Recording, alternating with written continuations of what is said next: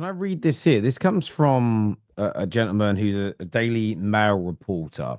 This has been shared by at AFC Stuff, and this is his words. It says here that Andre Berta has said, and I wonder whether you think this, and Kunle, I want to go to you first on this, and then Kate, around, is this a concern? He says, Berta is said to admire Victor Gyökeres, but internally views are torn on whether he can hit the ground running in the Premier League. It's understood that Benjamin Sesko is the favoured of the two, but it's more complex. Mikel Arteta is a big Kai Havertz fan and will again use him extensively in the campaign next season. So no new signing will be there to knock Havertz out of the team. It makes Sesko at just 22 ideal in terms of potential growth. And one, is that worrying? Two, could that not answer your, if Gyökeres picked Man United, if that passage is true, that Kai Havertz is the main guy and no new striker outs him, well, wouldn't that then make sense why Gyökeres might pick Man United? I don't like that. I don't like. Why did you read that statement to me? Why? Just for context. Well, the Athletic have said something very similar to this.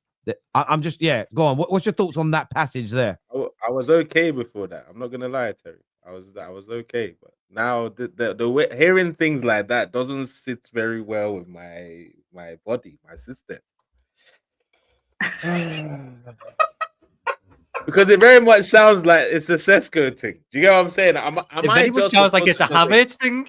Doesn't you're in a look. In terms of the Havertz thing, I'm, as much as I don't like some of the things my manager does, if someone comes into the team and they start performing well, he'll feel no way to drop Havertz, just like he did drop Jesus for Havertz when he was in form. So I don't have a problem with that. It's the Sesko part that is frustrating me.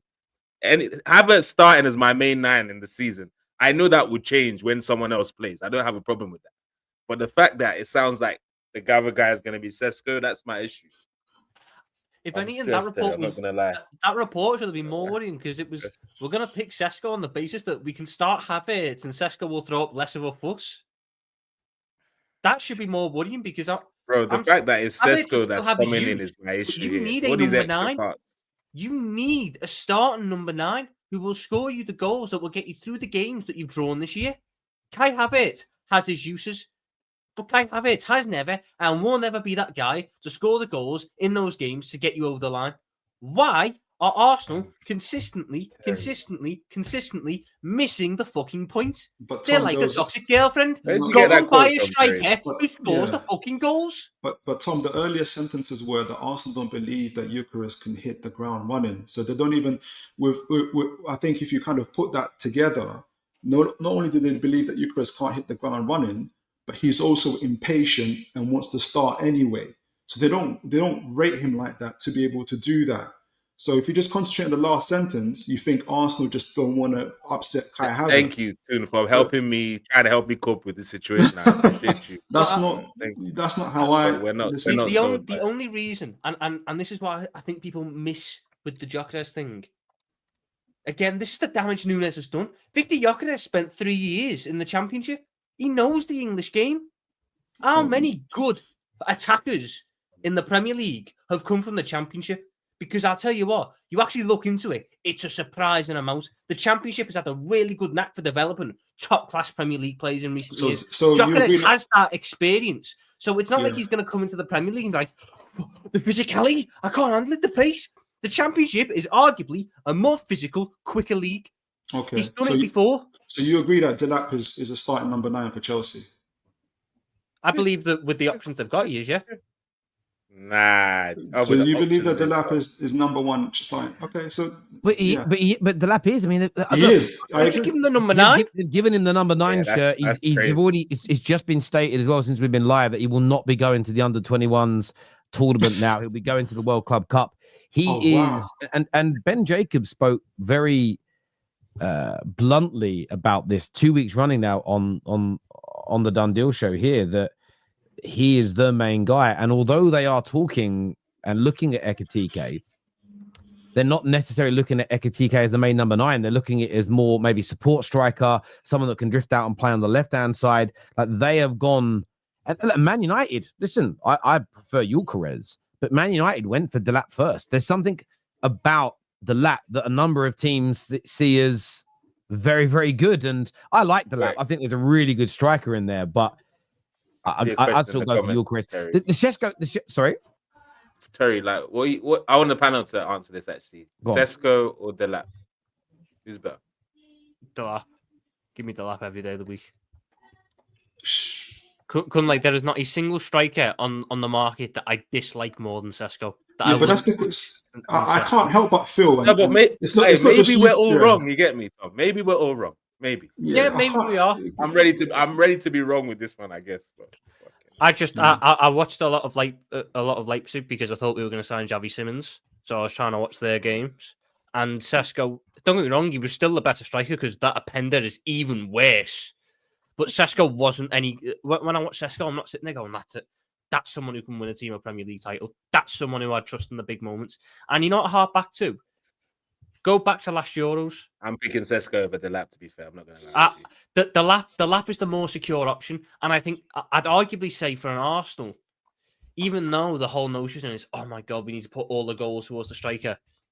If you get a good left winger, and then you had a striker that could just be a nuisance up top and create space and run lines and then create the opportunities for the wingers to score, that would arguably be better than gambling on Sesko and taking away your wingers' goal threat because you want to funnel all the chances towards Benjamin Sesko. If it was Gyökeres, it's a different argument. But if you're asking me between Liam Delap, who's got a boatload of championship experience, a really good season in the Premier League for a team that struggled to score goals, which is exactly what Benjamin Sesko's done, but he's done it in the Premier League rather than the Bundesliga. I don't think he gets double figures for Chelsea next season.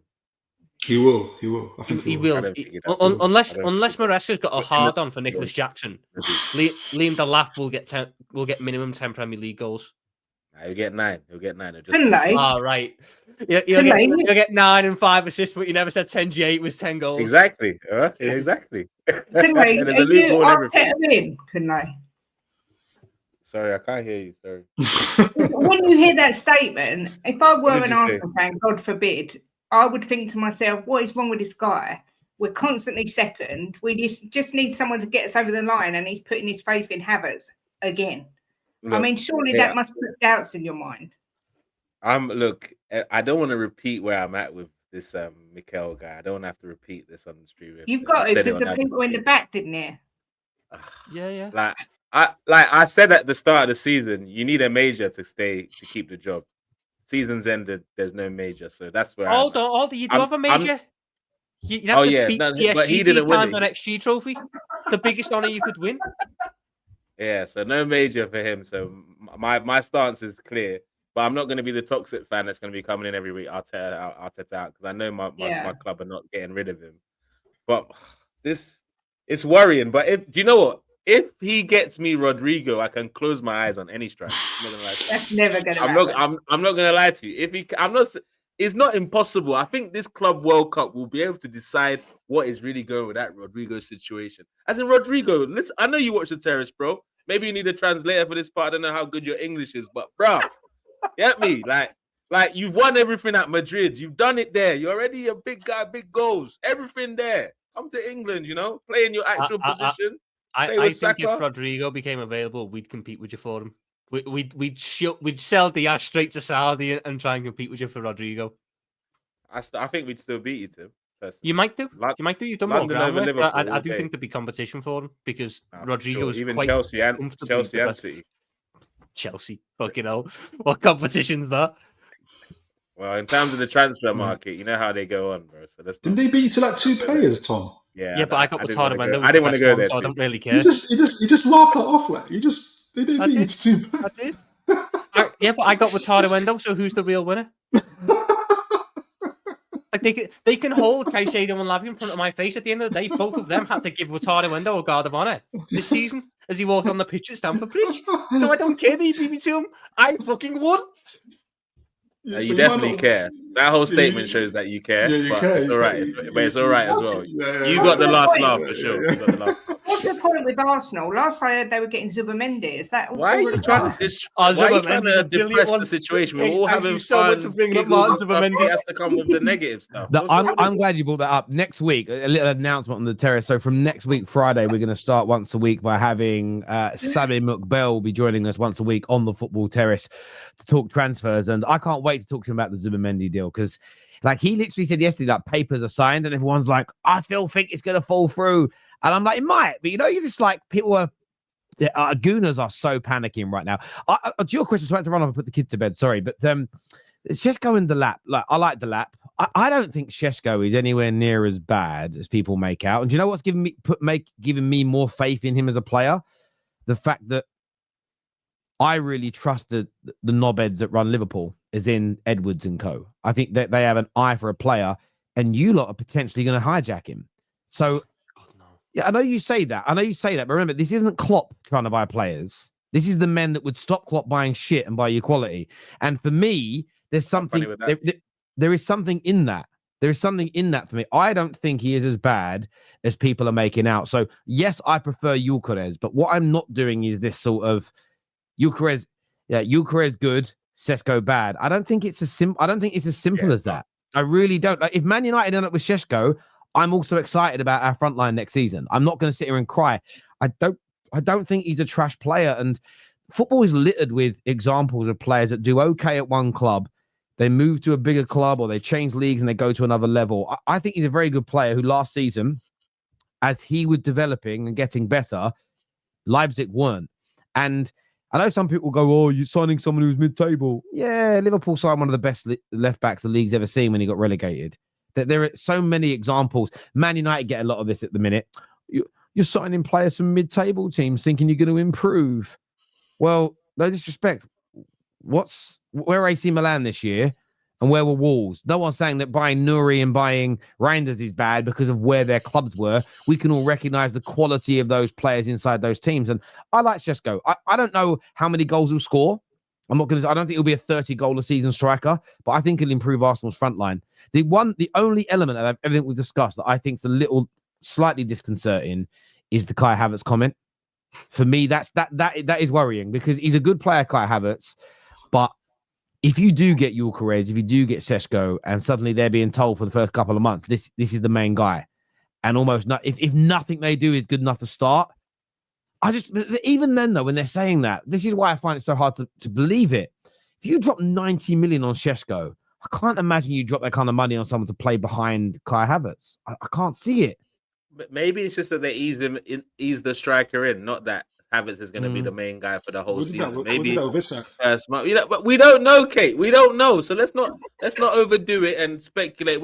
We all know that what goes Kai on. Havertz under pressure though. You see how much muscle that man's put on. You see the weights he's been doing.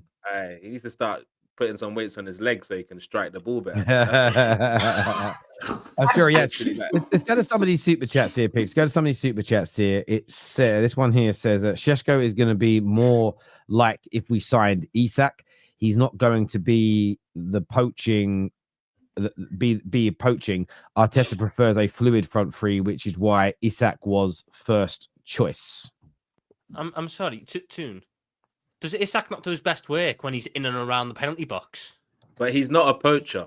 He's not considered a poacher. But if you gave Isak the ball in the box, you're going to trust him to finish it, which is what I've been told Arsenal need to do for a striker. So why are we constantly going back to this fluid thing? It hasn't worked for 3 years. Wait, I'm not sticking up for Sesko, by the way. Just a disclaimer. By the way. So Isak is a complete striker, so you can sort of do it inside and outside the box. I don't think it's a bad thing to be able to have. I think Sesko probably is in that same mold. I do really rate Sesko, so I think they'll be doing a bit of both really, in terms of whether it's outside the box or inside the box. Yeah, I hear you on that. Chike here says football